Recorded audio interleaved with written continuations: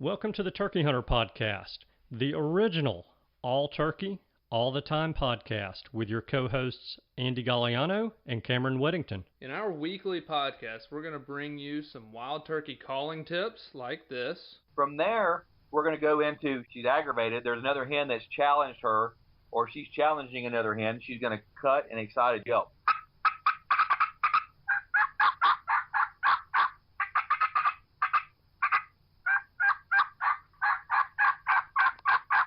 Advice from old pro turkey hunters like this. The turkeys typically don't like, I think, more times than not, to travel in an easterly direction into the sun first thing in the morning, especially after he gets up.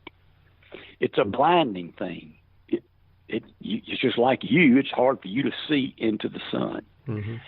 So if I have a choice, I'm going to try to make it so that I'm going to be on the west side in the morning, east side in the afternoon of a turkey. Exciting live hunts like this. Holy crap, they're coming.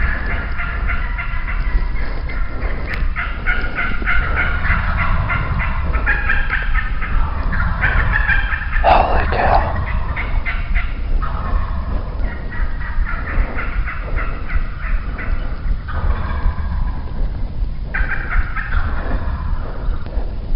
Oh, God.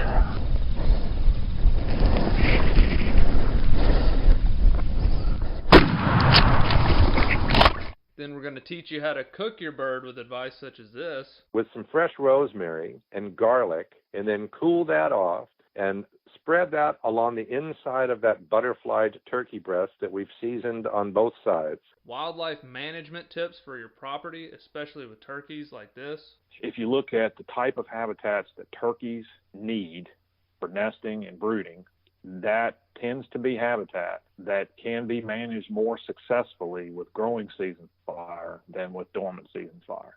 And hopefully along the way, we'll get plenty of these. Well, on November the 28th of 1953, I was attached. When I popped out of my mom and the baby doctor spanked me on the bottom, I went, oh! And I've been doing it ever since. I like that. Thank you for tuning in. And now, for this week's show.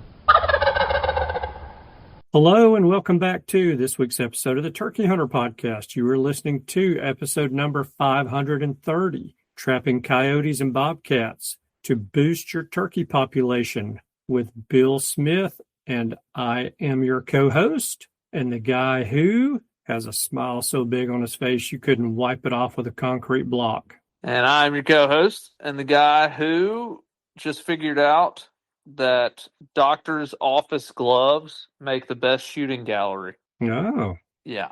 What are you shooting them with? I got Josie, my 4-year-old daughter, a pink Red Ryder BB gun. Oh, yeah.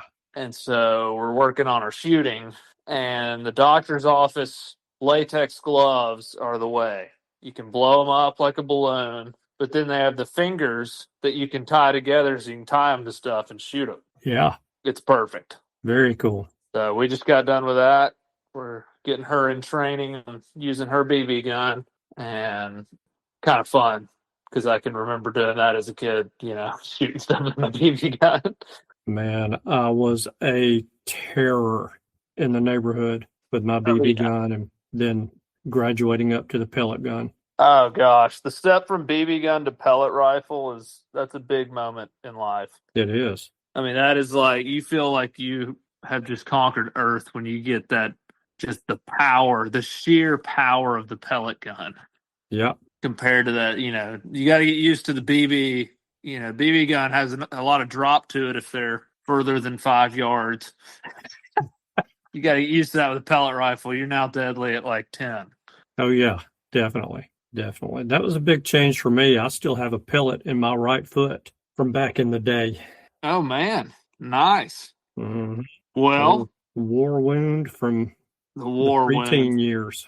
Did you have this big smile because of your experience at Unicoi? Man, yeah. Are you fired up and ready to roll? I'm telling you, it's just like got the shakes over here, and there's about 2.5 more months that I have to shake for, but I can deal with it. I can make it. It's about 2 months and 10 days. In fact, let me give the real countdown here. Oh, man, we hadn't done that in a long time. Not in ages. Okay, let's see. We are 71 days, 13 hours, 7 minutes, and 54 seconds from opening day of spring turkey season in Alabama. Wow. 71 days. That is closing in, my man.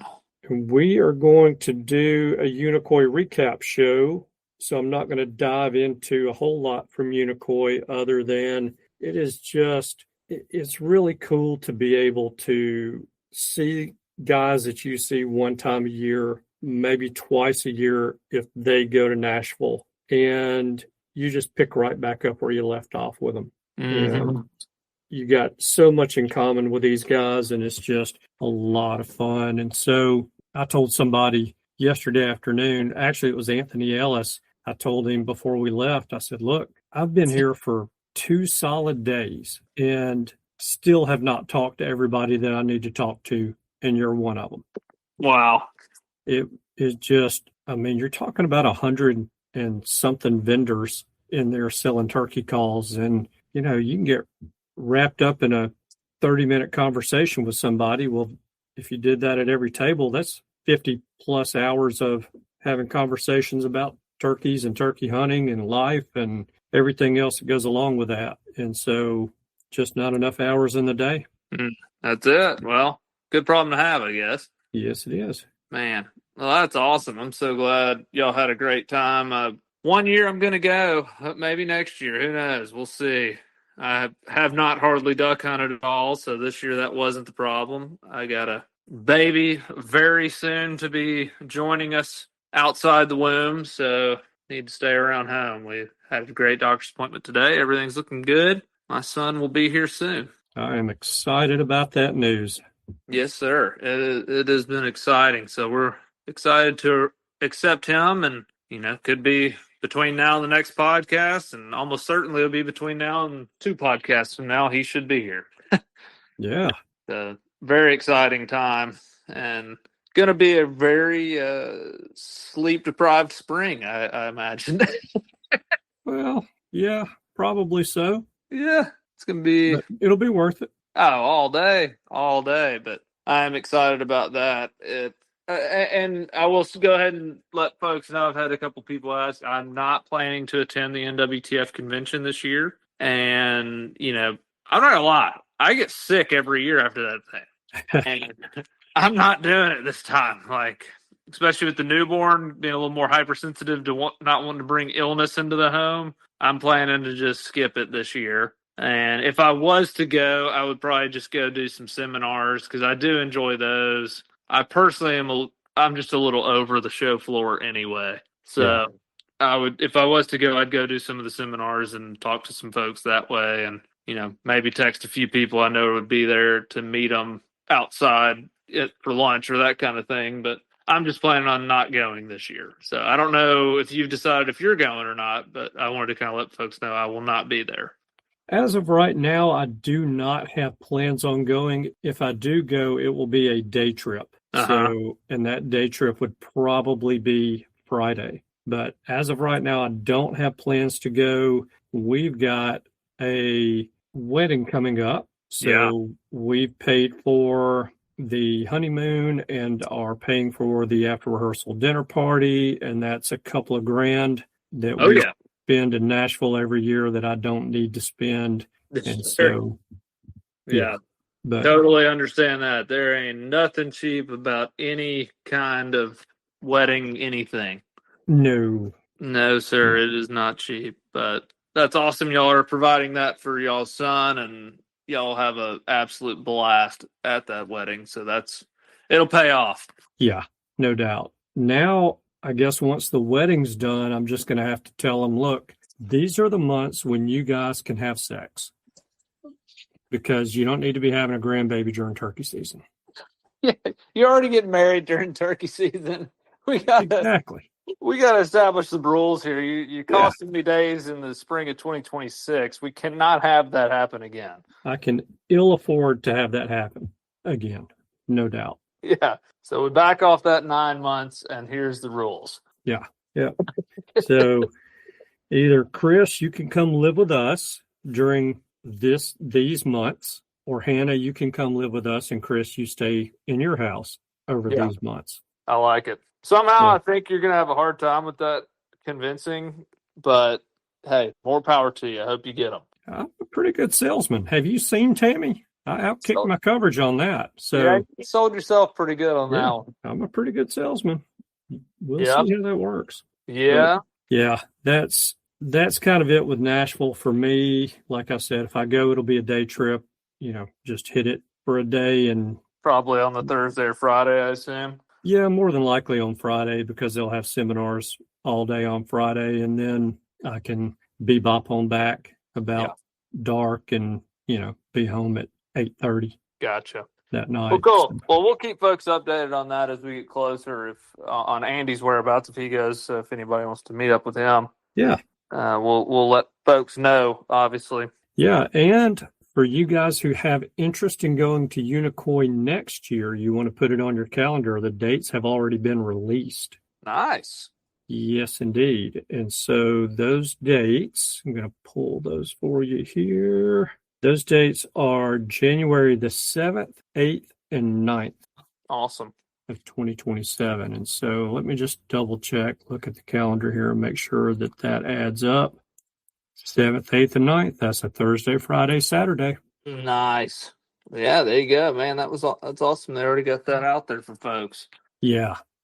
And there's a brand new hotel, Hilton Hotel, being built in Helen, Georgia. So again, there is no shortage of rooms in the area. Yeah. And you can wait and book a room the weekend before, but I suggest going ahead and booking something now. And if you're really smart with your money, you'll just take $100 a month and set it aside in an account. And just next thing you know, in 12 months, you'll have a call buying budget, a call buying account, and you can just go spend money you've already saved. I like it. So cool. Awesome. Well, we got a great show for everybody today. I watch a lot of videos. My time spent on YouTube is spent watching mostly trapping and habitat videos. I do everything in my power to not watch turkey hunting videos. I do watch trapping videos. So I watched Bill Smith is a guy I watch on YouTube and his trapping, and I could just tell this guy knows his stuff. He catches a lot of coyotes and bobcats and fox, and I wanted to get him on because I thought he'd make a great guest to educate people on the art of trapping coyotes and bobcats. And I mean, it is an art. It is a difficult thing to do. Yeah. It is not, raccoon trapping with a dog-proof trap is pretty easy. Mm-hmm. It's still labor intensive if you're going to put out a big trap line. Not dismissing, and very important, not dismissing that at all. But I thought it'd be interesting for those who want to try to control some of the adult turkey predators on their farm. Coyotes and bobcats and fox would be your top three. And man, they're everywhere. I mean, you put out a trail camera for deer, it is unbelievable the amount of, at least around here where I am, the amount of coyotes especially, but also bobcats, several fox. I mean, it's just like, if you counted them all, you're like, man, I mean, there's predators running by this thing every day, Yeah. So we're trying to reduce. I started out hot, caught a bobcat and a coyote on my first night, and literally haven't caught jack squat since. So I wanted to get Bill on to teach me what the heck I'm doing wrong. And so it's a great show. Walk that back a little bit. You did catch Mac. Yeah, I caught my Labrador Retriever. That was my third and final catch so far. He was significantly not enthused by being caught. He was humbled. He was very sad about it. And I don't even know humbled's a good word. He looked like he was just like absolutely so PO'd that he had just been caught in a trap. And I got him by the back foot, so I didn't really get a great catch on him, but hey, I'll take it. Yeah. He didn't fully commit. Yeah, no doubt. Good deal. Well, what do you think? You want to jump in and do it? Okay. Let's do it. A little disclaimer, Andy had a business call come up, so you'll notice I wasn't overthrowing the episode and kicking him out. He had to exit. So it turned into mostly just Bill and I speaking. So that would be explain Andy's absence there. Yeah, I was going to say something in the outro about that, but yeah, I hated that.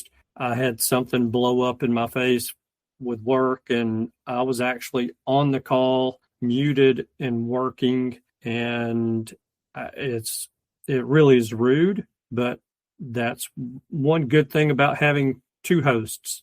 Yeah. And so Cameron was able to pick it up and run with it. And truthfully, this is an episode I get to go in and listen to, and it'll be essentially new information to me. So yeah. I'm excited about it. Yeah. Well, let's go ahead and hop in here and do it. Let's do it. See you guys on the other side. Hey, everybody. Welcome back. We wanted to introduce to you our guest this week, Mr. Bill Smith from South Carolina. If you watch any trapping videos on YouTube, you may have seen him as Coastal Carolina Outdoors, he's quickly become one of my favorite trappers to watch on YouTube, and I've learned a lot from him. And I wanted to get him on to talk specifically about trapping some of the larger mammals that we need to be catching in the Southeast right now, especially, and all over the country, catching coyotes and bobcats and foxes. And judging by his videos, this guy's the expert. So we wanted to have him on. So, Bill, how are you tonight? Oh, man, doing good. How's everybody doing on y'all's end? I can't complain. What about you, Andy? All is well here. Good. A little crazy with work, but I'd rather it be crazy than not. That's a fact. That's a fact. Well, Bill, you're also a turkey hunter, right? Yeah, when I have time, I do like to still try to get in the turkey woods. I'm usually trapping in the springtime pretty hard, so I still get out there a little bit. Not quite as much as I used to. I'm not quite as mad at them as I used to be, I guess, but yeah, I still get out there. Yeah, is that in the spring months? Are you trapping pretty heavy? I assume you trap for a living. Is that what you do for work? Yeah. Is it mostly quail plantations wanting you to trap in the spring, or is it turkey hunters? No, it's primarily our quail plantations down here. So where I live, we've got, hundreds of thousands of acres of privately owned quail plantations. I trap really heavy in the fall, right before quail season. It's a lot of early release birds. We don't really have that big of a wild quail population, or any at all, really. So I trap really heavy in the fall before quail season, and then I go back and do kind of like a cleanup in the springtime for everybody too. So yeah, I trap pretty nonstop from September the 1st to about the 1st of June. Wow. Is wide open trapping for me. And so South Carolina, can you trap? Is there a trapping season, or is it wide open for private land? So we have our regular fur harvest season, December, January, February, but you can get special permits from the state to trap out of season depredation permits and whatnot. Wow, that's awesome. Let me ask you this: do you think it works at helping produce more quail, turkeys, etc.? Absolutely. It takes time. It's usually not an immediate result. I mean, you do have some immediate benefits, I believe, but I would say if you get on a property on a consistent trapping program where you're trapping 2 to 3 times a year, 2 to 3 weeks at a time, or longer, you're gonna see substantial benefits after about your second or third year of consistent seasonal trapping.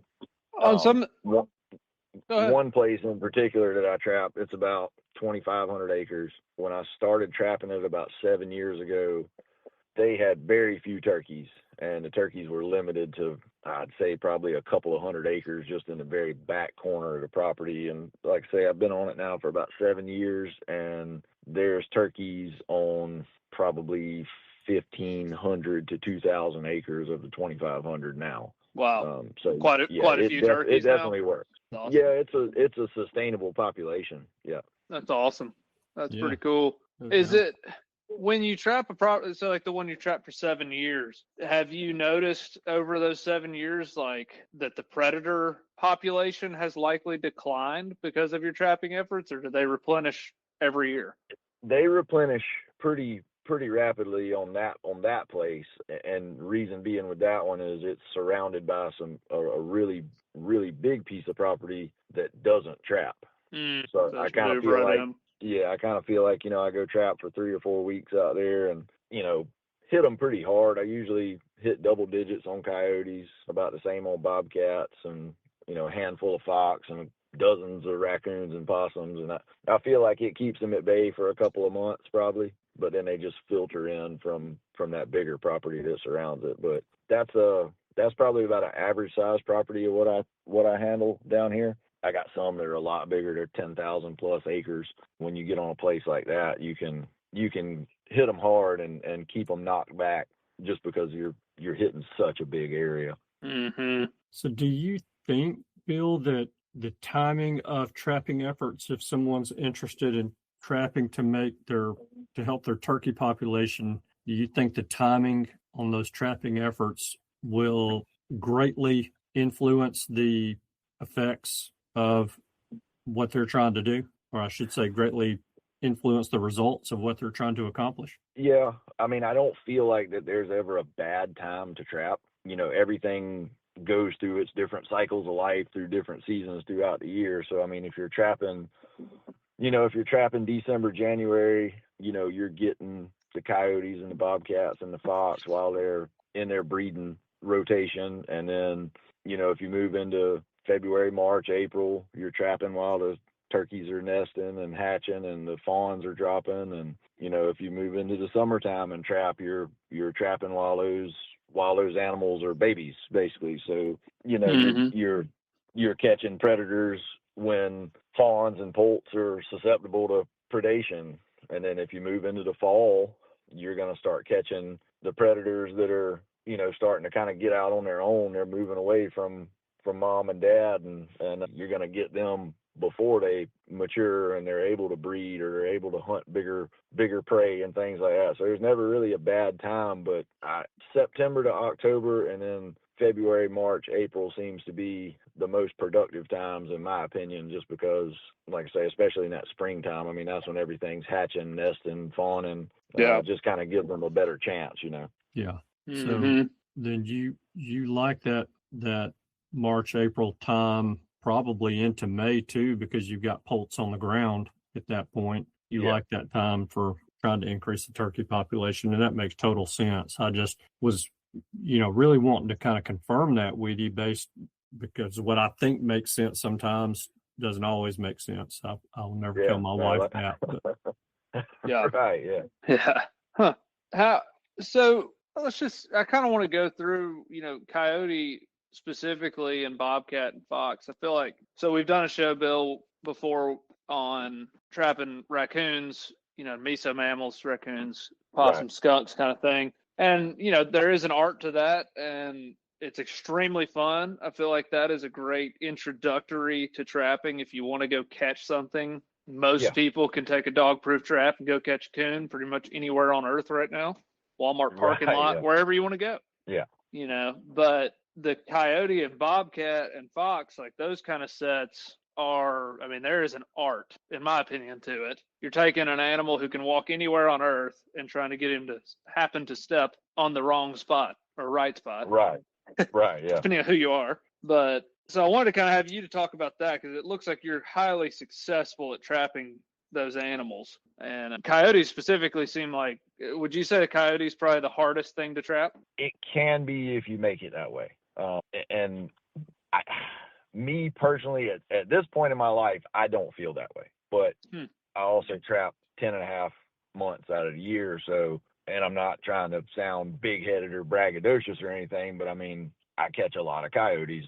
So, but for the average person who's wanting to start coyote trapping, if you don't have at least a basic general knowledge of what to do as far as bedding your trap and, setting in the right spots and things like that, it can be extremely difficult. I mean, I know people that, they message me and text me and call me and they're like, man, I've trapped for 2 years now and I haven't caught a coyote yet. And I'm like, geez, like I caught 350 last year. So, I mean, but I got to kind of remember my roots when it comes to that. I went through the trial and error and the struggles of it too. I mean, I trapped for years as a kid and as a teenager before I caught a coyote.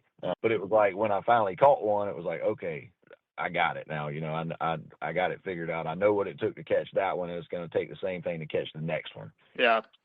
But go ahead. What would you say is the hardest thing to catch then, if it's not the coyote for you?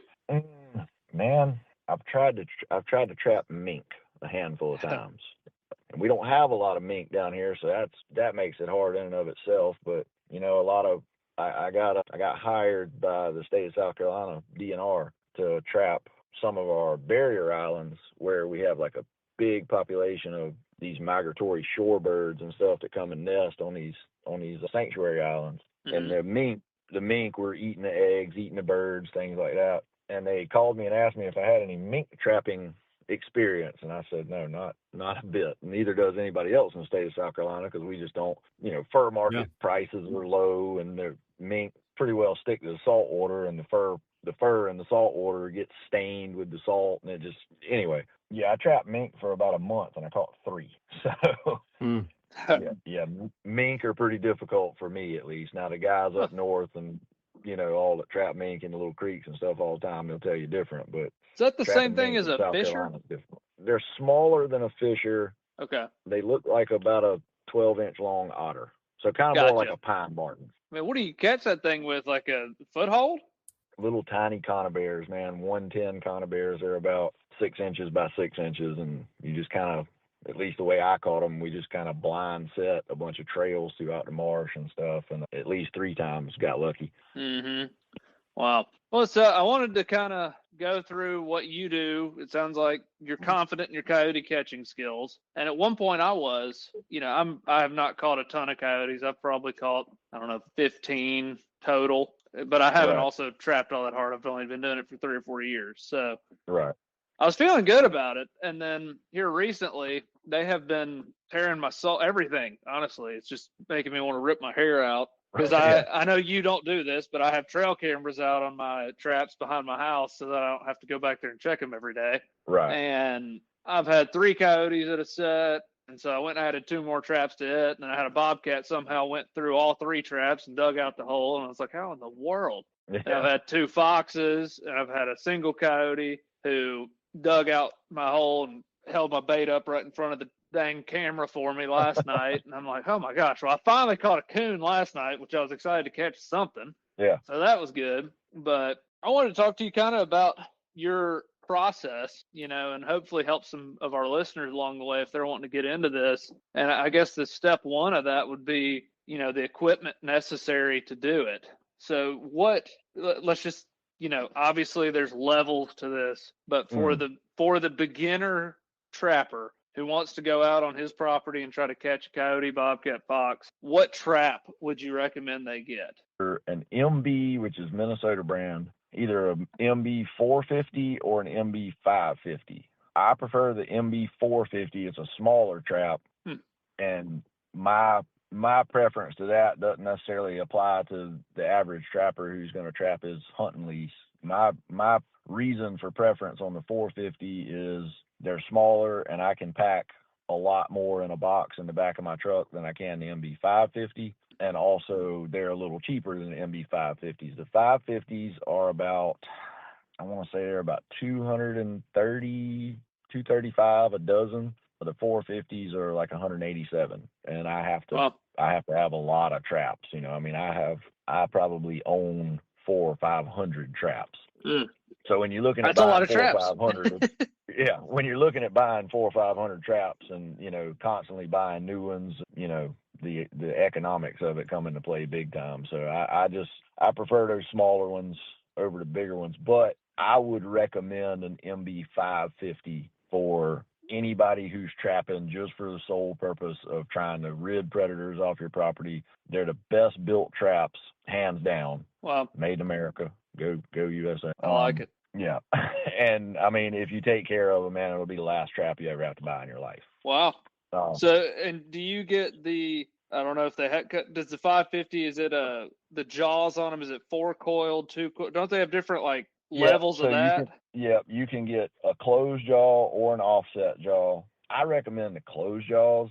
There's a lot of controversy, talk, discussion, or whatever about the difference in the holding power of a offset versus a closed jaw. I feel like an offset is kind of like a fly swatter with a hole in the middle of it. Like you're giving them a chance.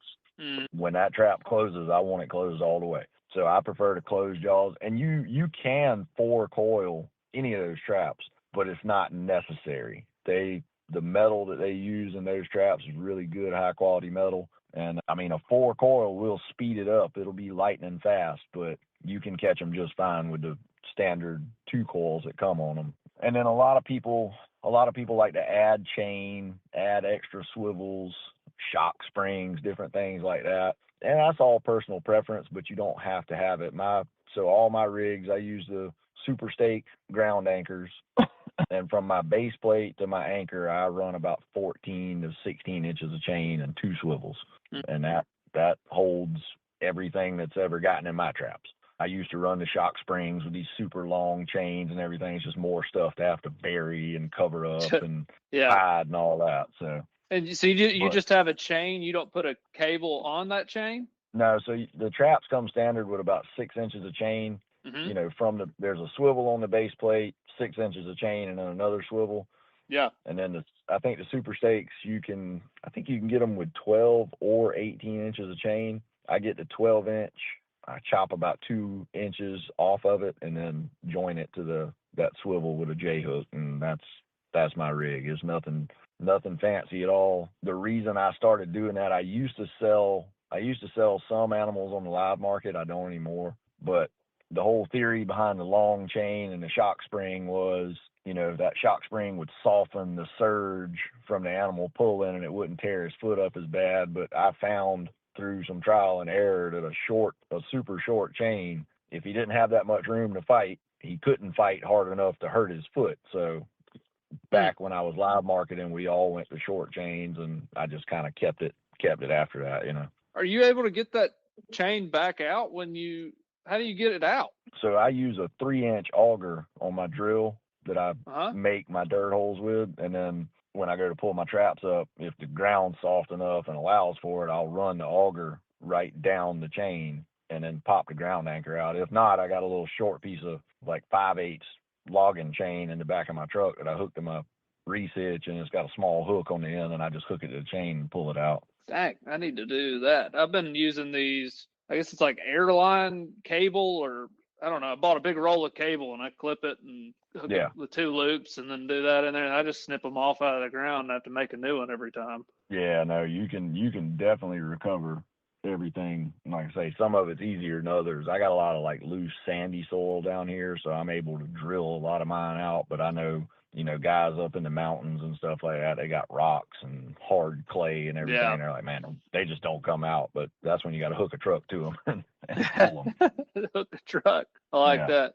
Okay, so we got MB 550s, 2-coil or 4-coil. It doesn't really matter, it sounds like. So if you're going pure introductory, cheapest option possible, just do the 2-coil. And then you're using the Super Stakes. Those are they look almost like a little missile, like a little hollowed out. Yeah, I know what you're talking about. Yep. And you have a chain. And so that's your trap. So you get a dozen of those. And then you're going to need, it sounds like so when I started out, all I had was like a little tiny shovel tool. I have now bought an auger for a drill because it's so much easier. Oh, yeah. Yeah, it saves a ton of time, man. Yeah, so if you still need the shovel thing, I feel like I don't know, mine has like one end of it's like a trowel looking shovel and the other end's like a one you can like scrape dirt back with. Yeah, it's not a bad idea to keep one. Like I say, I don't, just because of the type of soil that I generally trap in, it's just not necessary for me. But like when I went to Texas, I would have loved to have had a trowel with me when I was in Texas, because that ground down there was tougher than woodpecker lips, and the auger just wouldn't go through it, you know. Yeah. But and then let's see, what else would somebody need? So we've got either an auger or a shovel of some sort to do your dirt hole. Yep. And you got your trap and your anchors. Yep. You're gonna need a good sifter and a good hammer. Yeah. Minnesota Trap Line sells a little orange handled side buster hammers. You know, it's got the little piece of flat plate steel on the back that you can dig your trap bed out with, and then obviously hammer your stake in with the hammer. Yeah, and a stake driver, I guess. Yep. Got to have a stake driver. Yep, don't forget the stake driver. And let me see, a sifter. So Minnesota sells a starter kit that comes with kind of everything you need, but in my opinion, it's a little bit of a Mickey Mouse version of it. Yeah. If you get the Freedom brand sifter, it's built out of legit steel. You know, it's like carbon steel expanded metal is the sifter portion, and then it's got like 1/16 plate steel is the housing, the sides or whatever. And I mean, I've had my Freedom brand sifter for like 5 years now, and I think I have still holding tough. the Mickey Mouse version, because mine's like aluminum or something, I think, and it's starting to already pull apart. Yeah, it's got like a hardware cloth in the bottom. Yeah. Yeah. Well, and there again, when I went to Texas, I actually had to borrow a sifter just like that from my buddy down there, because my Freedom brand sifter, the holes were a little too big in it. And something else that I don't deal with where I'm at is rocks. We don't have there's no native rocks down here where I'm at. So I don't ever have to worry about rocks getting in between my jaws and stuff like that. And then Texas is completely different. Georgia's different, North Carolina, things like that. So, traveling, I got to have a good assortment. But as far as my local stuff goes, I know what I need, what works best for me here. Yeah.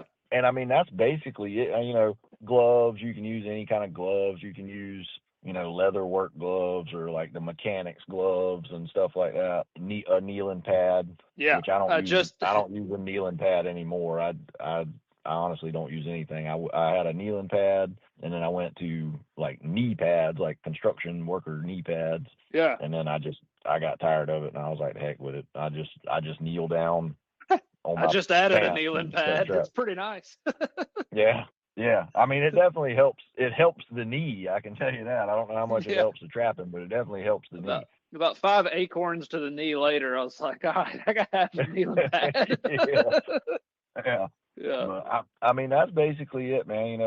A bag to keep your little tool bag or something. Setting stuff. Yeah, you can get the trap setter bags online, or you can. I mean, like me, I got an old DeWalt bag that I keep my stuff in. It doesn't have to be anything fancy. I get a big bag of polyfill from like the craft section at Walmart every few months to ball up and put under the pan when I set the trap. You got to have something. Well, so hold on, let's pause there. So yep. Polyfill, if I'm just trying, if anybody's trapped before, they're going to think this is crazy, but somebody hasn't trapped before, you get polyfill and you put it under the pan of your coyote set so that a big clod of dirt or a rock or something, I'm guessing that's why it doesn't get under there and keep the trap from firing. Correct. Yep. So you just kind of put a little bit under there. Yep. I take mine, I pull a wad of it out of my bag and ball it up real tight, kind of roll it in my hands, ball it up real tight, and then kind of shape it to the shape of the pan, slide it under there, set the trap, and go on about my business. I used to use pan covers, and what did those do? So you can make them yourself. I used to use coffee filters. Yeah. But then you got to sit there, a lot of people use coffee filters. Some use like screen, like mesh screen you'd have on a screen door. But that's something you got to sit there pre-trapping. You have to cut them out. You got to form them, to the trap. You sit there and cut and cut and cut and cut and cut however many dozens or hundreds of these things out you want to carry with you, and it's just something else to take up space, and it's something else to do. You take that polyfill and stick under there, and it's good to go. Yeah. All right. So no trap covers. We're going introductory here, so you can for everyone who wants to get further in the weeds on junk they can carry with them, then they can go to trap covers.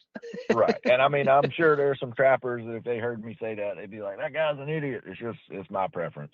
It's just what I prefer. If you're catching coyotes, then it works. Right. Yeah. Yeah.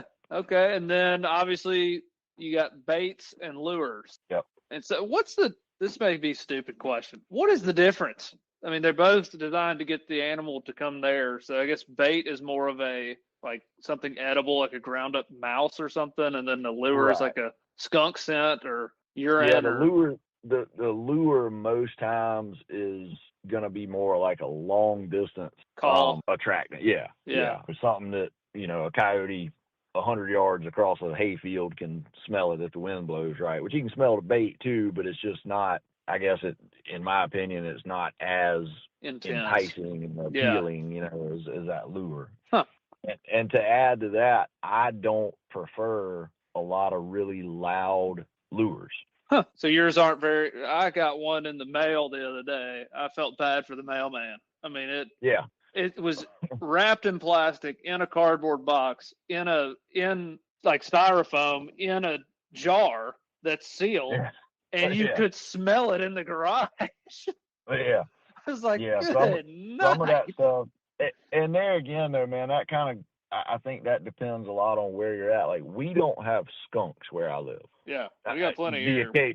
Yeah, we have like the occasional skunk. I mean, I don't know, 50 to 100 miles up the road, there's plenty of skunks, but where I'm at, we just don't have them. So I try not to use a lot of super skunky stuff just because it's something that I feel like would probably deter a coyote more than it would attract him, because he'd be like, well, what the heck is that? Yeah, it's unnatural. You know, what's that doing here? Yeah. But like I say, I mean, in certain places, in certain situations, a loud lure is good. I mean, it works. But I have, over the years, I've narrowed my box down to about 5 or 6 lures that I use. I use the same ones every year, every season, and consistently catch coyotes with them. And I still kind of explore the lure world every once in a while and try some new stuff. And if it works, I keep it, and if it doesn't, then I don't. But all right, well, you know, I've got to go. Next question on that: which lures and baits are you using? Because that's the whole reason I called you. I just wanted advice on what I need to be putting in the dirt hole. So, you got your pen and paper ready? Mm-hmm. All right. I got my notes. I already got one off your YouTube video the other day. I want to see if it's still in the lineup. It was Iron Trail Chuck Wagon and Paul's Dirt Hole Dynamite. That combination right there this year has been an absolute killer for me. And the Chuck Wagon, I think, and part of it is the Chuck Wagon is a really good lure. I think another part of it is I trap the same places. I mean, I pick up new properties too, but I trap the same places year after year after year, month after month. And I think that maybe that Chuck Wagon just being something new outside of that 5 or 6 lures that I normally use, I think maybe that kind of played to the curiosity a little bit. You know, they were like, oh, wow, this is like, we haven't smelled this before. That makes sense. But it has been, I mean, man, in September and October, that combination with that Dirt Hole Dynamite and that Chuck Wagon, I caught 50, 55, like big predator, you know, coyotes, bobcats, fox on that bait lure combination. Wow. Do you, when you set a trap out, do you keep up with what you put in that spot? I used to, but there's times where I've got 200 or 300 traps spread out over 6 or 8 properties, and I probably trap too fast sometimes, but I also have to, just because, I mean, man, I might put a couple 100 miles a day on my truck and never leave the county. You know, I'm just running nonstop. So I used to keep up with it, and I kept up with it until I found out what worked, and then didn't bother with it anymore. Yeah. But all right, so we got Iron Trail Chuck Wagon and Paul's Dirt Hole Dynamite, and then that's the Dirt Hole Dynamite's a bait, and the Chuck Wagon's a lure. Yep. So I'll give you a list. I'll give you a list of the lures first, so you can itemize your list here. I like it. All right. So we got the Iron Trail Chuck Wagon. I believe I may not get the brand names right, but I know I'll get the actual name of the lure right. I'm pretty sure it's Fox Hollow Bounty Hunter. All right. Typing them down. Milligan's Kathmandu. I already ordered that one from one of your videos. Yep. Voodoo and Violator 7. Not sure the brands on those two. I believe it's a Tom Miranda bait, or Tom Miranda lure is a High Plains Predator Call. Plains Predator Call. Is Voodoo and Violator 7, is that the whole thing, or is it No, that's 2 different lures. Voodoo's okay. one, Violator 7's another. They're very, very similar. I mean, like if you open the jars and looked at them and smelled them, they're almost identical. I think Violator 7 might be a little stronger than Voodoo. But, you know, if you put them in the same jar, you probably wouldn't be able to tell the difference, but I use them both.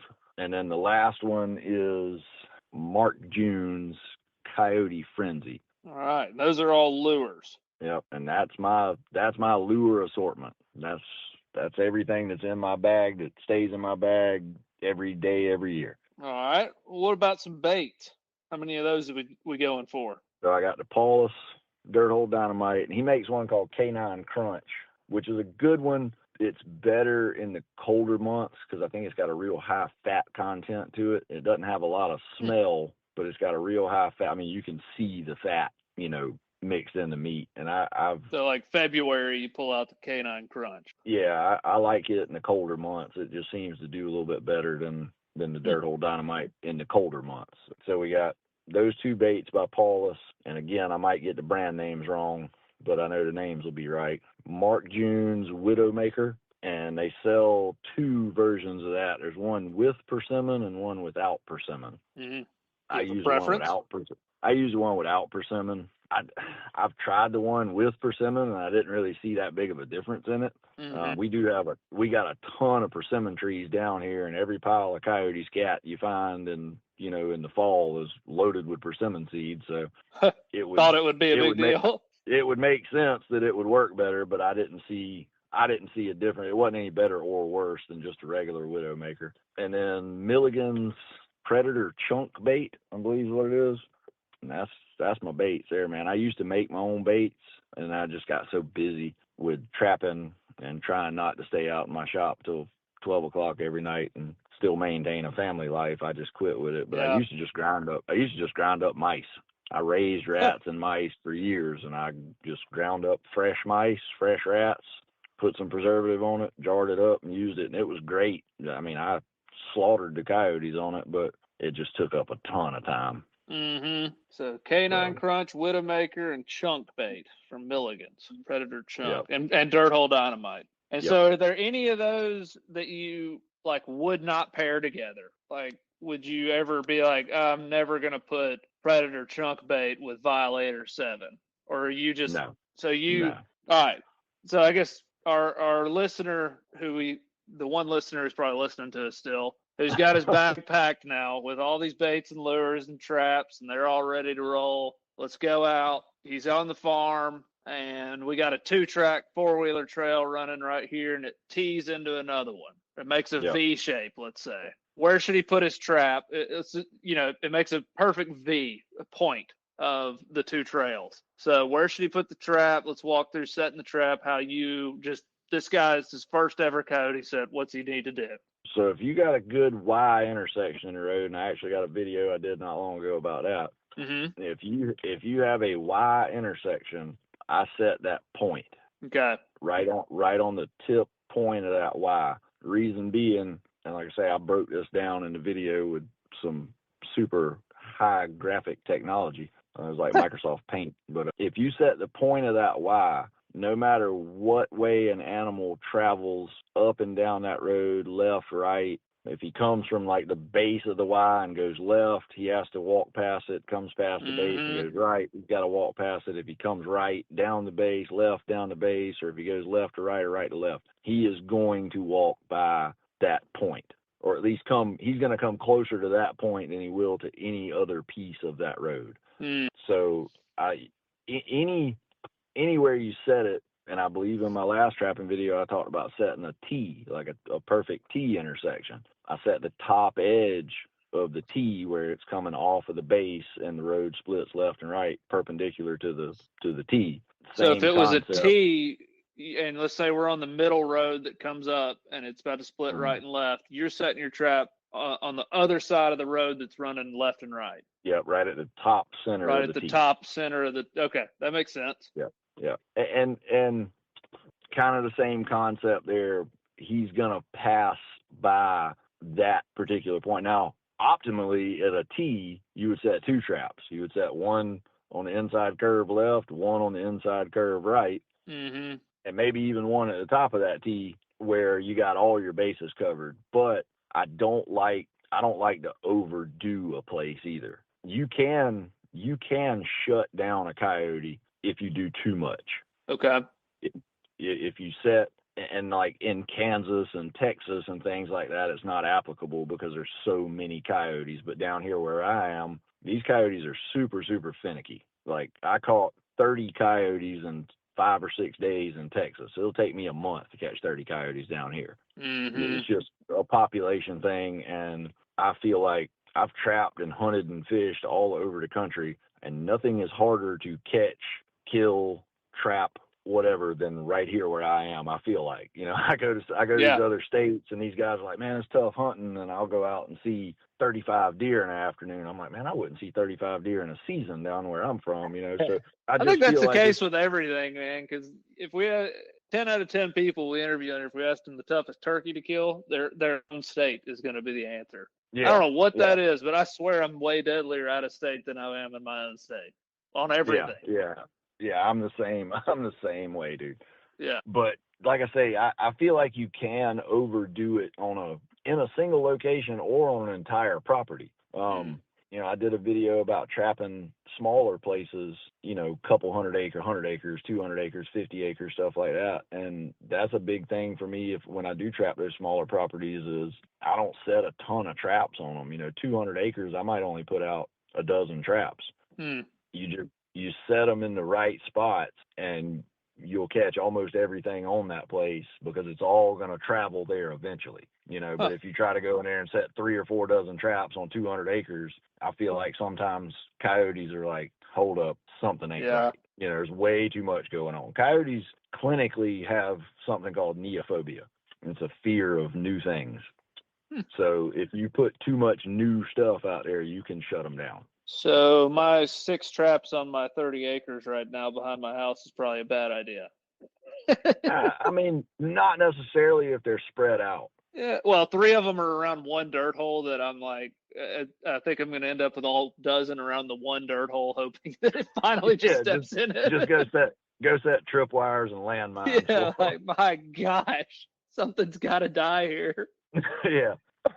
Yeah, and I mean, dude, I get that frustration. And there's plenty of times where I, you know, pull up to a trap and there's tracks around it, and I'm like, God darn, I just need to set one more trap, you know. But I never do that. I don't ever set more than one trap. I was going to ask you that. Location or hole or whatever. Okay, so hold on. Let's go back to our example. So let's go with the tee. I think that's very common on properties. So you got the tee. You go in dead center, the middle, the top of the tee. And this guy, proverbial guy, his first ever set. What does he do? I like to put a big flashy dirt hole at that top of that tee. So you take the auger and your drill and just big old dirt hole, like reaming it all out. And, pointing back towards the road. Yeah, at an angle. Yeah, where anything walking left, right, up, down, I mean, he's going to see it. You know what I'm saying? If you go stand 100 yards away and look down the road, you ought to be able to see some disturbed dirt or something like that. Yeah. And also in that tee, a lot of times in tee intersections, there'll be like a little triangle of grass, like a little triangular island right in the middle of that tee where nobody drives, you know, because everybody's turning left, turning right, or going straight. That little triangle island of grass is a great place to set too, if it's available. Okay.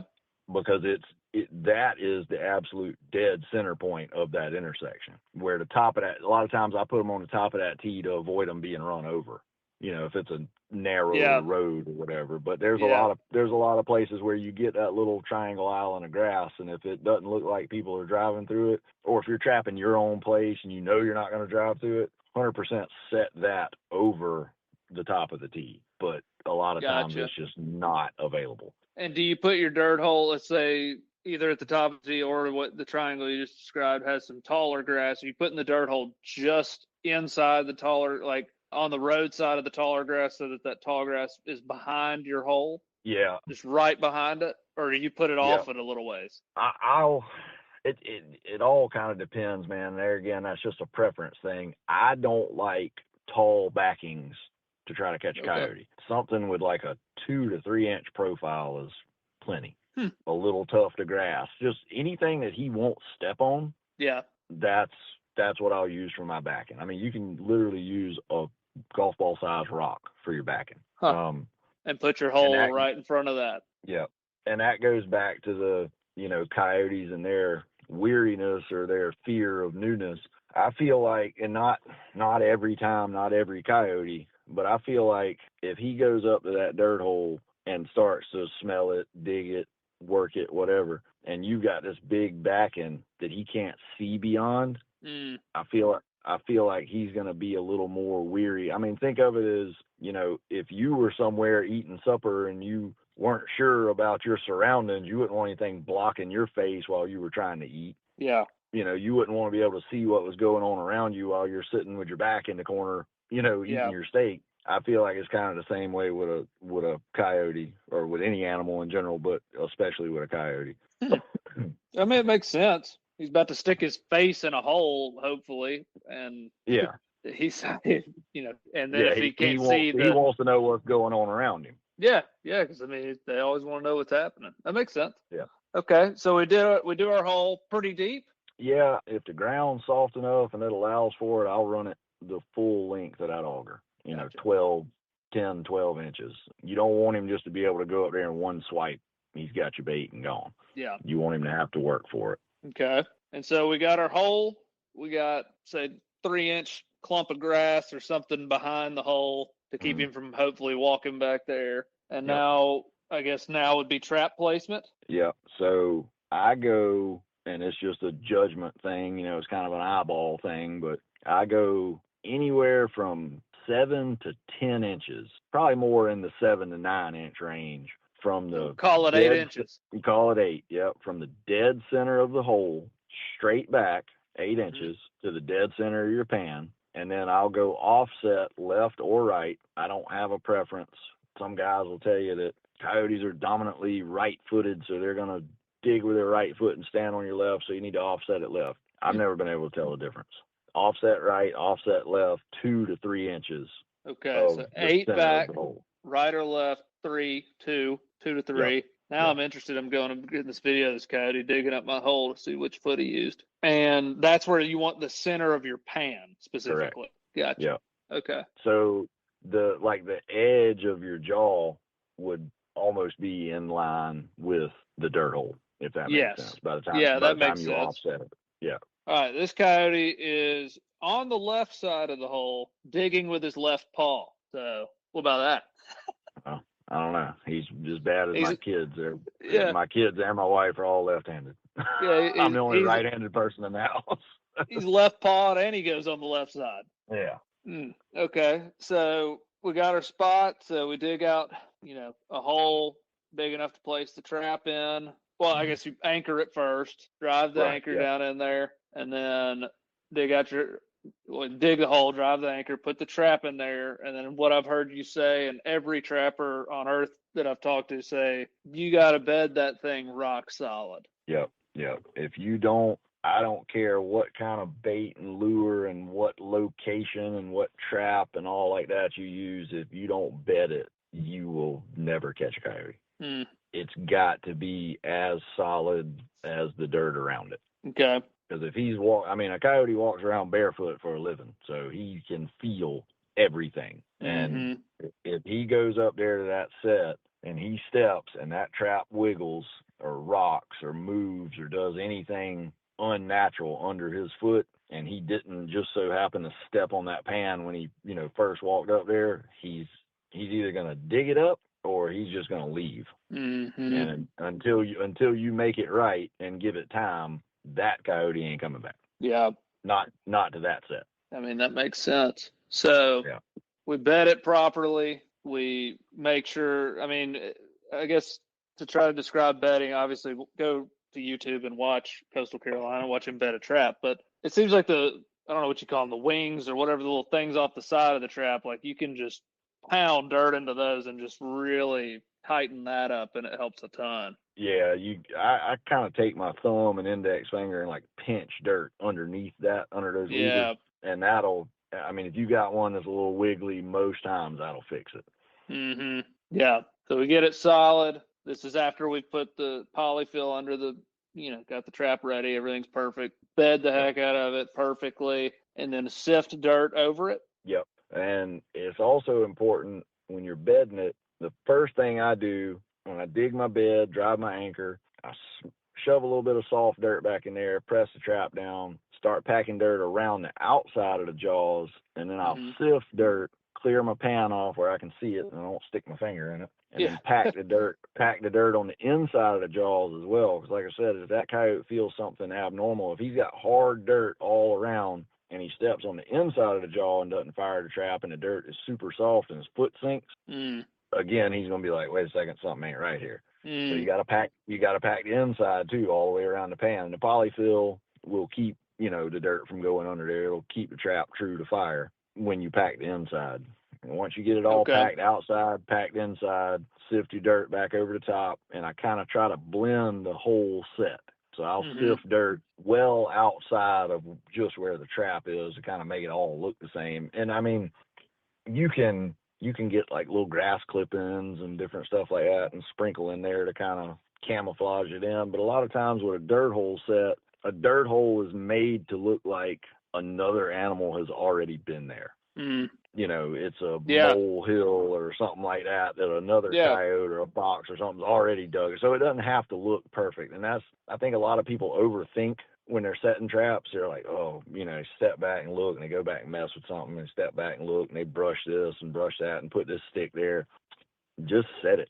If that thing's bedded and covered, just let it be. That's you just take some grass or just a little something to blend it where you can't, like, basically where the trap is doesn't look significantly different than everything else.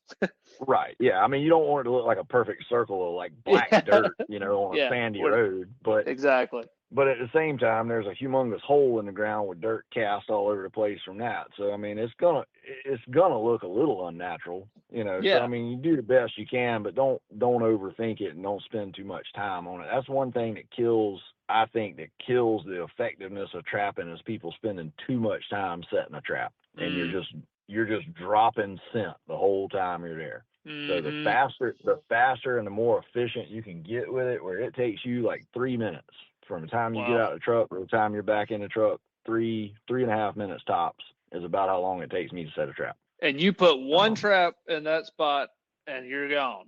You're not putting any more traps. Ever. I mean, if it's like not on that hole. Like I will not put 2 traps side by side, you know, on one hole. So mine that has a triangle of traps in front of it right now is against the Bill Smith rules. It'd be against my policy. And not saying it won't work, but it's so much more to try to hide, camouflage, bed, blend, everything like that. It's just you're tripling your chances of catching, but you're also tripling your chances of a critter thinking something's up. That makes sense. Well, I will say this: ever since I put the second and third trap in there, ain't had nothing go by there. They're all using the other ones. Yeah. Okay. All right, so we got that bedded. Now we bait, and I mean, something I've seen you do a lot of is you'll punch another. But let's just say this is the first guy's set. Is it done other than bait and lure, or are you punching a second hole somewhere? So I mean, it's a good idea, especially if you're going to be setting multiple traps on a property. I try not to make them all look the same, at least not the ones, you know, one after another. Now I may set a trap at this T intersection and go 500 yards down the road and set a trap that's pretty similar to the one I set at the T, but I'm not going to go 100 yards down the road and set the same thing. I'm not going to use the same bait and lure as I did 100 yards down the road. It's, I guess in the trapping world, they call it the variation of the dirt hole. So you can put 2 holes in and think of it as a clock, you know, with your trap being the dead center. You can put a hole at 12 and 6, 10 and 2, 3 and 9. Like 2 big dirt holes, or I've seen you do a lot where you'll do 1 big dirt hole and like 1 little punch hole. Yeah, I like the punch hole for my lure, but a lot of times too, man, I'll throw the lure in the same hole as the bait, or I'll just kind of smear it like right on the edge, you know, right on the rim, basically, of the hole. I mean, I don't think that there's a wrong way to do it, as long as you're just not repeating the same thing over and over and over. You got your 2 sets you do, and you make them 6 different times. Yeah, you got to mix it up. You got to mix up the location of the dirt hole, or like I say, add a second dirt hole, do a punch hole on this one to the right, do a punch hole on the next one to the left, do a punch hole behind the trap. Like I say, you just don't want them to be looking at the same thing. I got you. Over and over. Yeah, that makes sense. I mean, so let's just say this set, we're just doing the one. I mean, like, is 1 hole enough, or do you typically like to put a second one? Over the last 2 or 3 years, I have noticed that I catch a lot more with a double dirt hole set than I do with a single dirt hole. I mean, it makes a little sense to me. I watched a video of you doing that, and I thought to myself, that makes sense, because if the animal has to swap holes to sniff into the 2 different spots, he's moving his feet around that area more. Yeah. The more you can keep his feet moving, the better. more scents as far as bait, lure, urine, things like that go, within reason, without overdoing it. The more stuff you can put there within reason to keep his attention and keep him there longer and make his feet move more, the better you're going to have, better chance you're going to have of catching him. All right, to finish our Bill Smith guaranteed to catch set, let's finish it out. Where's you putting your second hole if you think it helps your catch rate? I like the 10 and 2. 10 and 2. Idea. Yeah. Okay, so your big hole's at 10. Are you putting a second big hole at 2? Punch hole at 2? Yeah. Okay. I mean, if I'm gonna do that double dirt hole, I'm gonna run 2 holes with the 3-inch auger, kind of 10 and 2. Trap's in the middle. Yep, and both of them angled towards that trap, and then I'll set the trap right dead center of those two. There's really no offset at that point. Yeah, so boom, boom, dead center. The angle draws it to the middle where that trap is. I got you. Yeah. And then are you putting bait in one, bait in both, lure in one, bait in one? Again, man, I'll mix it up. Sometimes I'll put bait in both of them. I'll do bait in one, lure in one, bait in both of them with a punch hole in the middle. Yeah. Just with your stake driver. I call that a Mickey Mouse set because it looks like the big Mickey Mouse ears with a little punch hole in the middle, like his nose or something like that. Yeah. That's, like I say, there's endless. There's not a wrong way. There's endless combinations here. I'm wanting the guarantee here. I'm wanting to make sure I catch a coyote 10 nights in a row. Yeah, you let me know if that works out. Yeah. If I could go, if you told me, Bill, go to my place and set one trap, and I want the best odds that you're going to catch a coyote in that one trap, I would do a double dirt hole set at 10 o'clock, 2 o'clock, trap in the middle, bait in both of them, and a punch hole in the center. With the lure in the punch hole. Yep. How much bait? Ping pong ball size. That's a pretty good amount. Significant, yeah. Maybe a little bit smaller. I mean, you figure if you had a teaspoon and you took a slightly higher than level scoop in a teaspoon. Yeah, and so that goes in the big holes, thrown down to the bottom, essentially. Yep, you want to get it all the way down there. Like I say, you don't want him to be able to come up there and just one paw swipe. He's got it. And do you put sheep's wool in your hole? I have used sheep's wool in the past. I haven't in the last few years.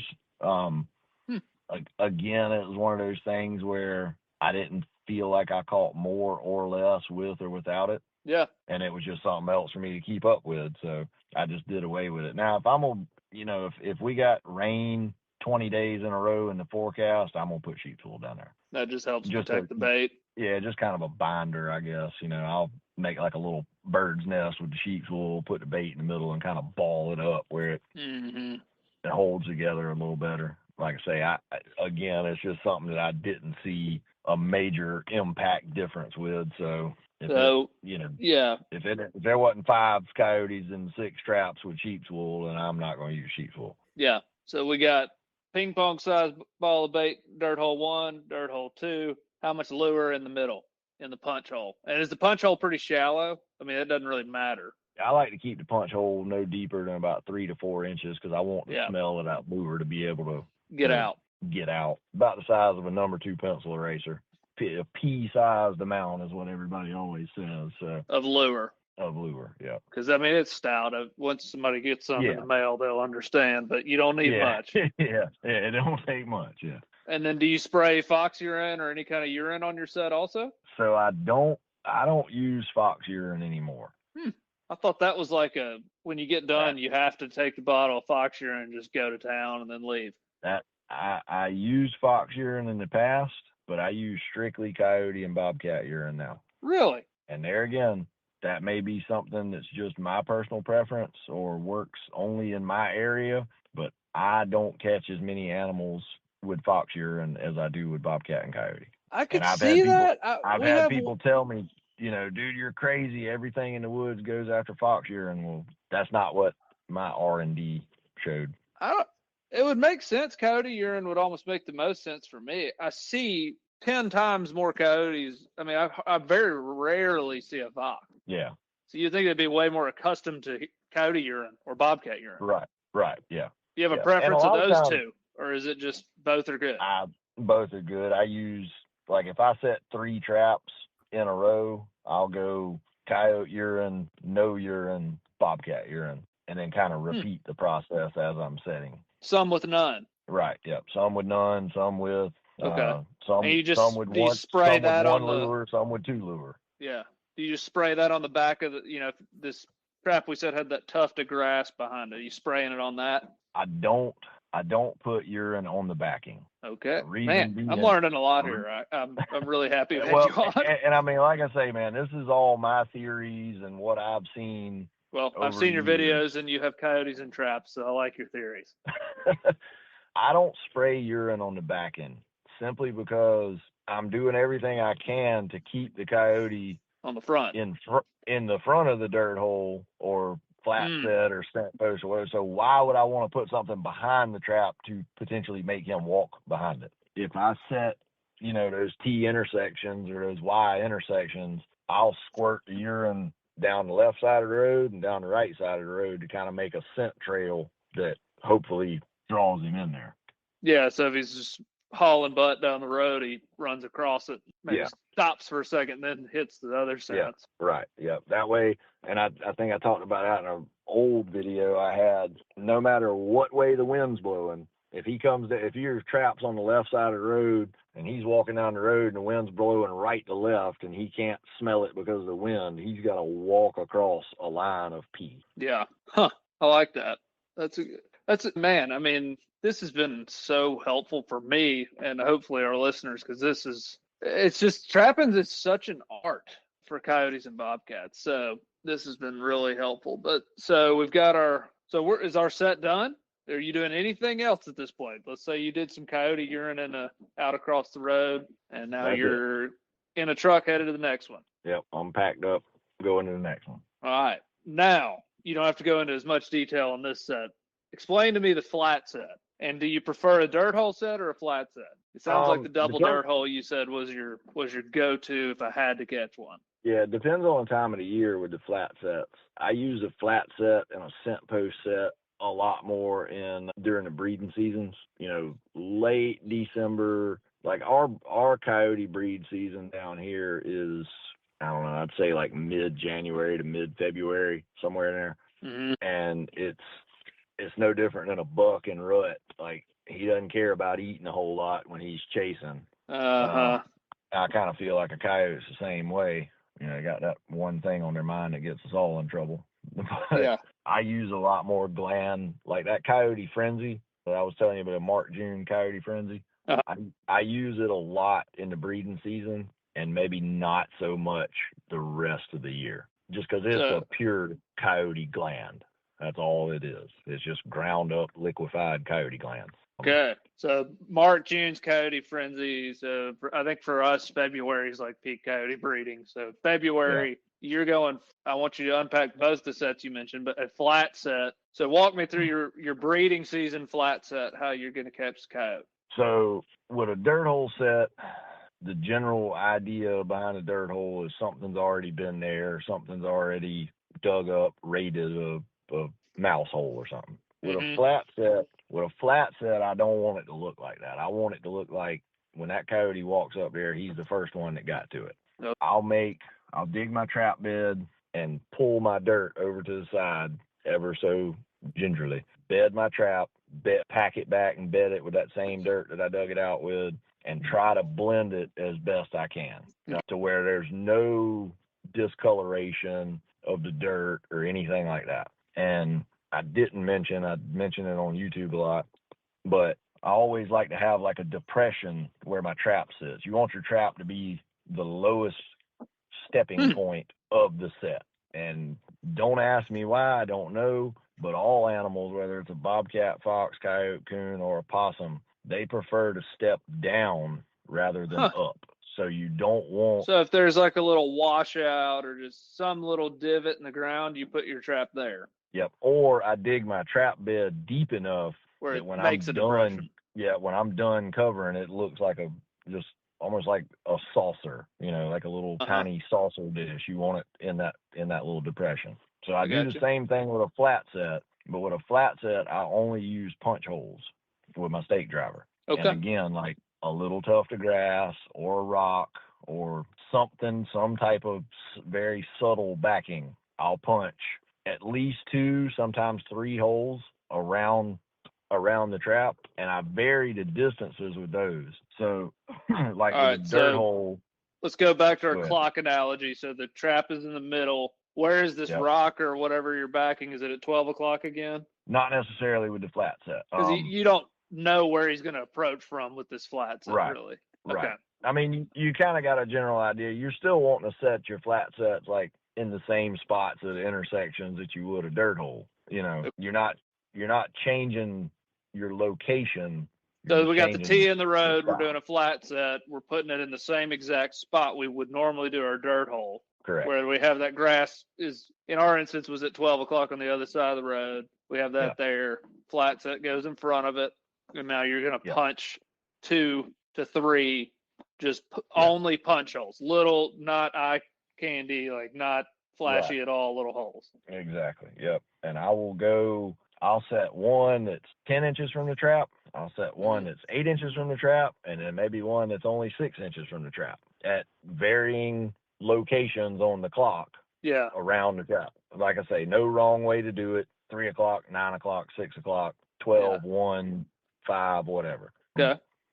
And I'll go with a gland lure, a food lure, and then some type of curiosity lure. Okay. Which of your lures do those categories? You said that Coyote Frenzy was breeding. It's a gland lure. Yeah.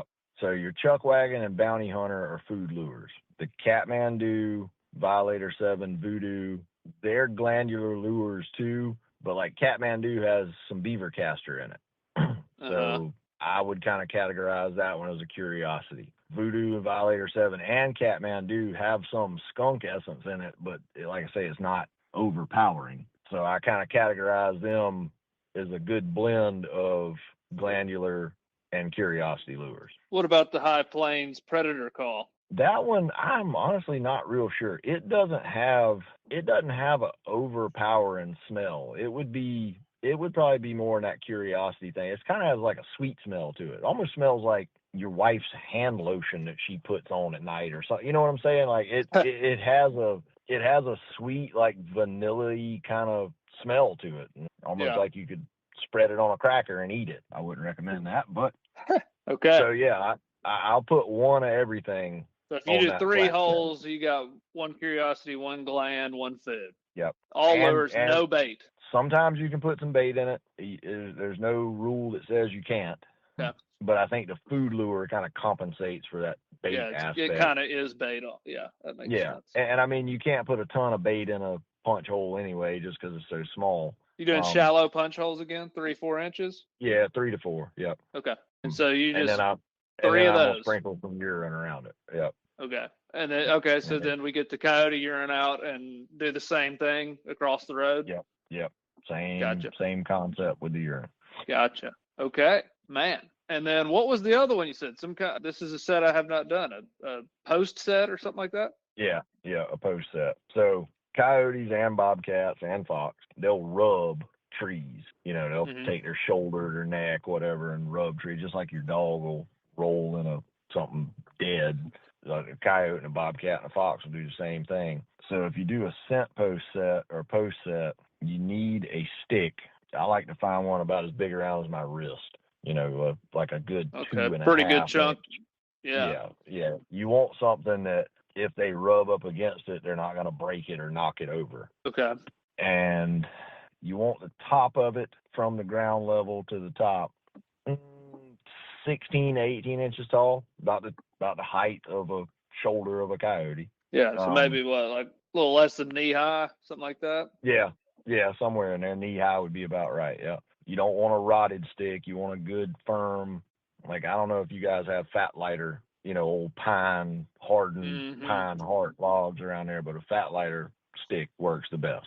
I will take and drill my auger in the ground 6-8 inches and then stand that stick up in there and then pack the dirt tight around it where the stick doesn't move. And I like to find a stick, think of it like as a hockey stick with a little crook on the end. And then I'll take that crook and point it away from the trap. And it kind of is like a deterrent to keep him from working the backside of it. Okay. So if the stick has a crook in it, it points away from the trap. So it's not perfectly straight up and down. It's top of it kind of goes back towards 12 o'clock. Yep, and kind of lean that stick back away from the trap a little bit too. Like I say, you don't want him to come around the back of it. Mm-hmm. I'll put a gland lure right at the bottom of that stick on facing the trap. Okay. And then coyote urine on the stick. And then On the stick. it kind of gets a little random with the trap location on the stick, but I come pretty far back. I come about 10 inches away from the stick when I Towards set. 6 o'clock? Yeah, you can go anywhere from 4 to about 8. Okay. Because 10 you're inches away expecting from him that to be bottom. rubbing his side against that stick. So you. Rubbing his side on it, or walking up to it and hiking his leg. Okay. Or walking up and sticking his nose straight down on the bottom where you put that The gland. gland. Yeah. And you're 10 inches back from that, where hopefully one or both of his feet will be when he stops to stick his nose down there. So your dirt hole, you're putting 7 inches back. Your stick, you're going a little bit further. Right. Yep. Gotcha. Okay. And that's a breeding season only. February. So set February number. for Tennessee, it'd be Yeah. February. South Carolina sounds about the same. Yeah. Yeah. So if it was Not February, not saying it won't catch, when it's not breeding season, but I mean that's like a buck rub or scrape. You know what I'm saying? He's hitting it hard. So you're that catching rut. males specifically with that. Yeah, you'll catch females on it. You'll Okay. definitely catch females on it. I mean, they both will visit a rub. Gotcha. Okay. So if you were in breeding season, you had 12 traps. How would you do 4-4-4? I would probably only have 1 or 2 scent posts. Okay.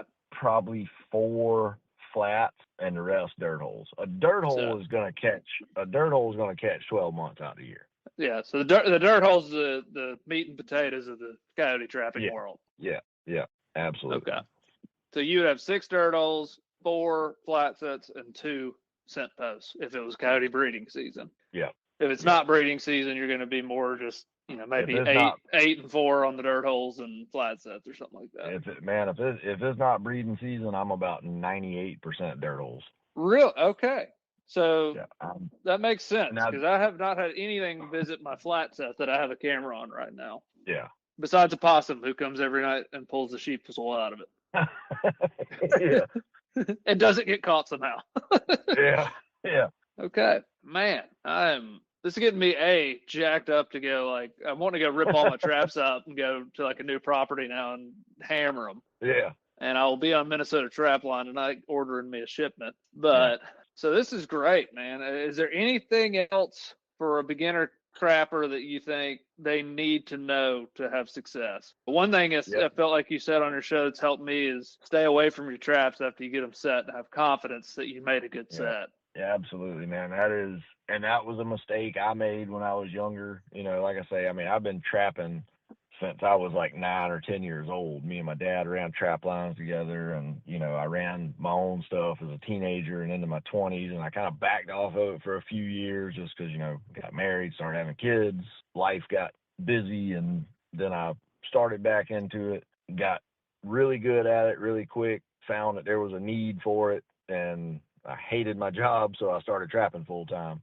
But the biggest mistake that I made, and that I know a bunch of people make, is like I call myself a tailgate trapper. If I can't literally step out of my truck and walk no more than 5 or 10 feet and set a trap, I'm not setting. Like, I don't go bogging out through the woods setting coyote traps. I mean, I will for beavers and stuff like that, coons and everything up and down the creek banks. But as far as coyotes and bobcats and things like that are concerned, I'm driving to it, I'm checking it out the window, and I'm going on. If it's not tripped or dug up or exposed from rain or the elements or whatever, just leave it alone.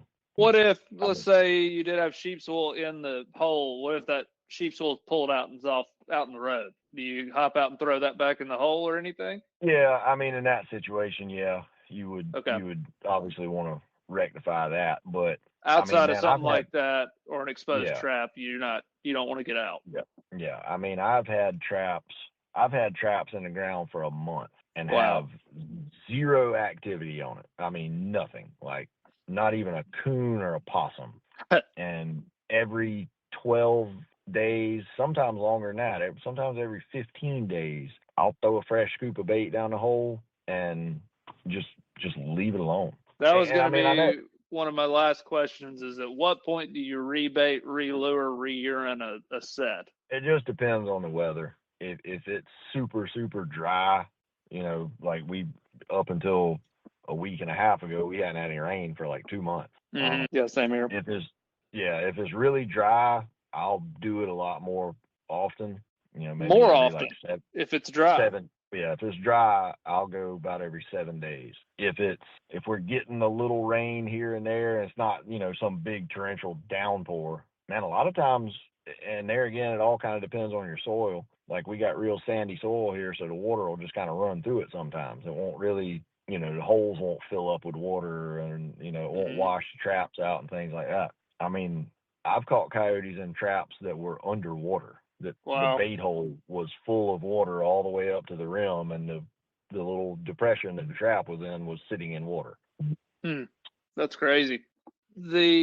So, all right, if you catch a coyote, dispatch him, remove him, rebait anything with that, or you leave it as is? As far as like putting the same stuff back in, same bait, same lure, there again, I don't keep up with it. But you put something new.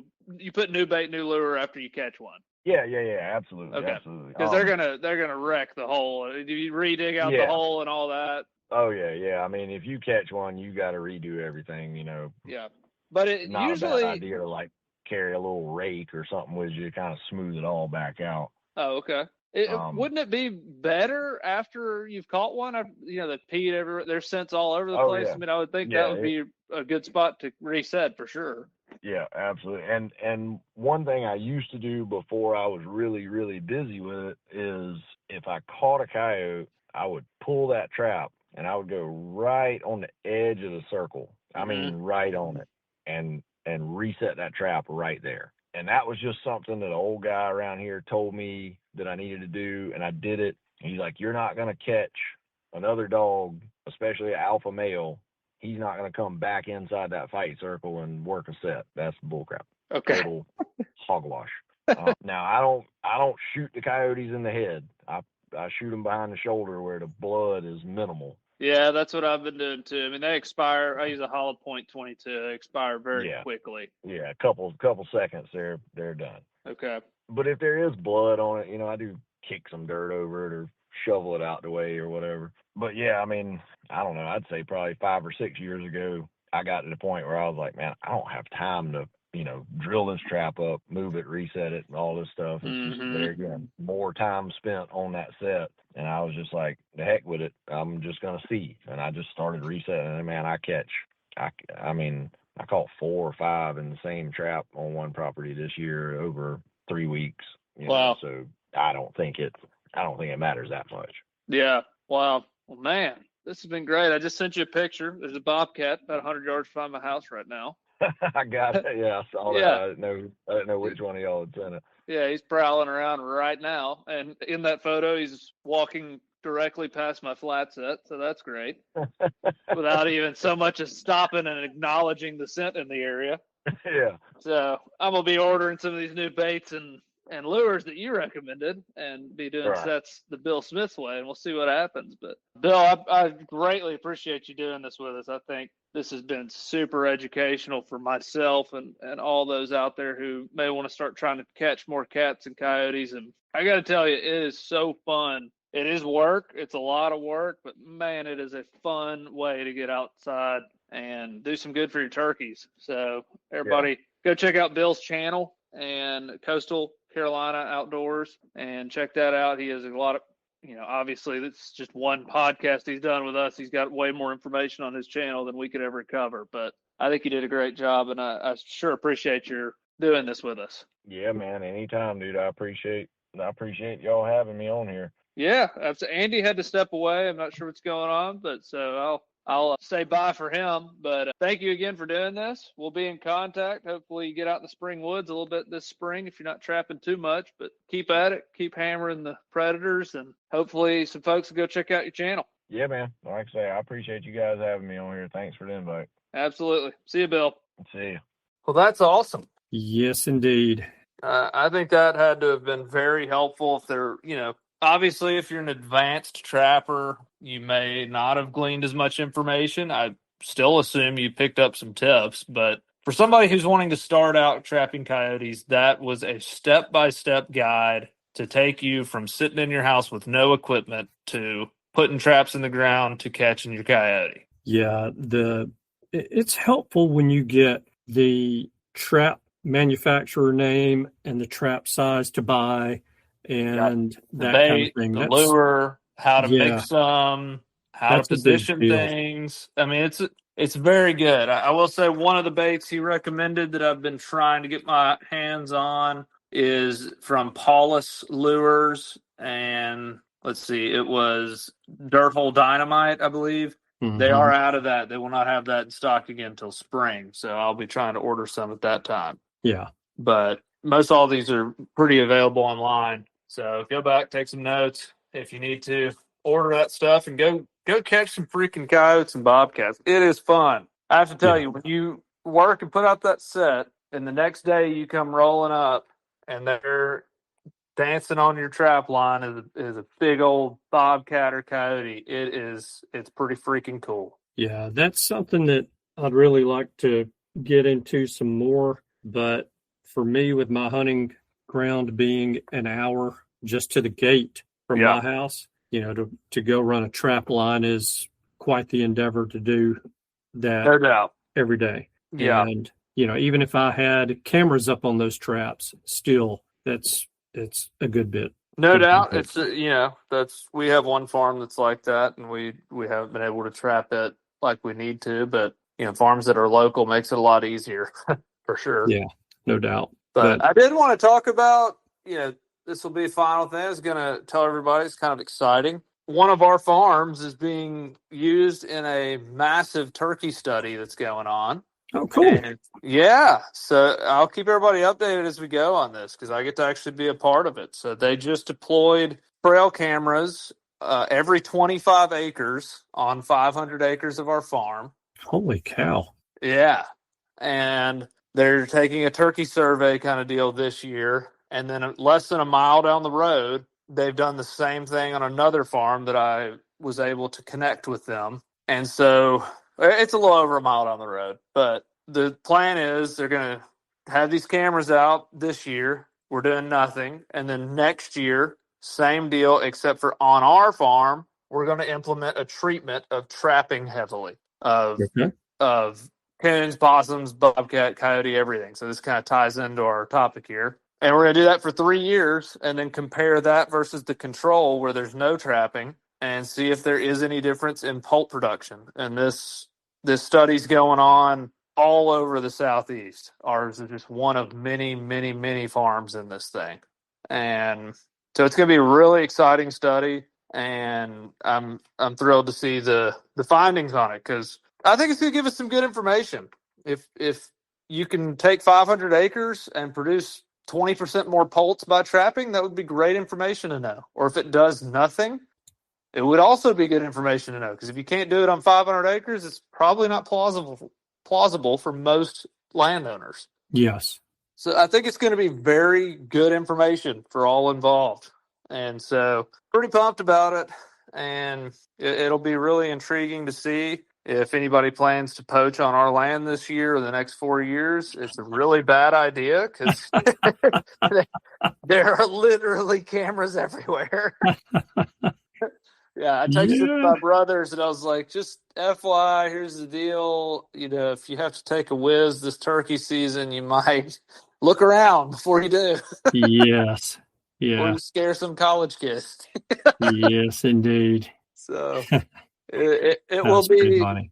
Anyway, I'm stoked about it. I think we're gonna. I hope and hypothesize that hopefully trapping works. That would be great. If it doesn't work at all, that's not kind of sucks. It's nice to find things that actually work. So I'm hopeful this is going to work. Yeah. But who knows the scale? Maybe they can reasonably say it increases your population 10%.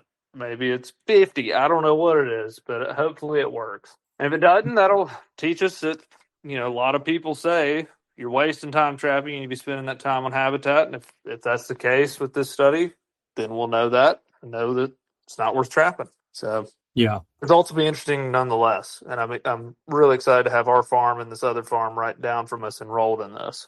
Did you guys have to make a commitment to them to not make any drastic habitat changes during that time? Not really. We weren't planning to anyway. Neither will the other farm. But we are going to be burning that, which will be kind of inconvenient for the college students who just put all these cameras out. When I call them and say, "Hey, we're about to burn this unit. You need to get your cameras up." Yeah. But we're just going to manage it like we do. The only stipulation they asked is that we do not trap in any way this year at all. Don't catch anything because we want a baseline. And then I think they will provide some guidance on trapping in future years. But he did say it's going to be very loose guidance because I think they almost want to see different levels. So they're letting landowners kind of choose how they want to do it. If you want to go put out 100 sets, you can. If you want to put out a dozen, you can. And, that in itself will give them a variance of like, well, this guy trapped really heavily and has poults everywhere. This guy trapped moderately and saw no difference. So it may be a deal where they can reasonably say, okay, you have to really go at it for this to make a difference, Mm-hmm. Or it may be, hey, if you put out a dozen coon cuffs for 2 weeks and catch 20 coons, that makes a difference. I don't know. This hasn't really been studied, I don't think, in this regard. This is from Oklahoma to Tennessee to Arkansas, Mississippi, I think Florida. It's everywhere. It's going to be a massive deal. Very cool. Yeah. So pretty excited, and we'll see how it goes. And hopefully things go well. But I will give a shout out to my local Turkeys for Tomorrow chapter. They made a donation for the cameras. So pretty cool that they were able to do that. Heck Yeah. Yeah. There you go. Maybe that should be the favor of the week. Yeah, there you go. Throw it out there. Ask everyone to join TFT and join NWTF. If you're anti one of those organizations, join the other and give twice as much as you would to just one. Yeah, it's a good idea. Yeah. Awesome. So, well, I say with that, we wrap it up. Let's We've been do talking it. long enough. Yeah.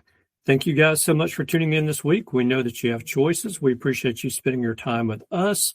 We hope you have a wonderful week, and we look forward to seeing you again next week. Goodbye. Goodbye. Thanks for tuning in. You were just listening to the Turkey Hunter podcast. If you enjoyed the show, please go on over to iTunes and leave a 5-star review. And make sure to head over to www.iamturkeyhunting.com to subscribe for free turkey hunting tips, tactics, strategies, and product reviews to help you have a more successful turkey season. And stay tuned for upcoming episodes on hunting afternoon birds, how to film your hunt, and the breeding cycle of hens, as well as some guest interviews. Thanks again for listening. We know your time is valuable, and we appreciate you sharing some of it with us. See you next week.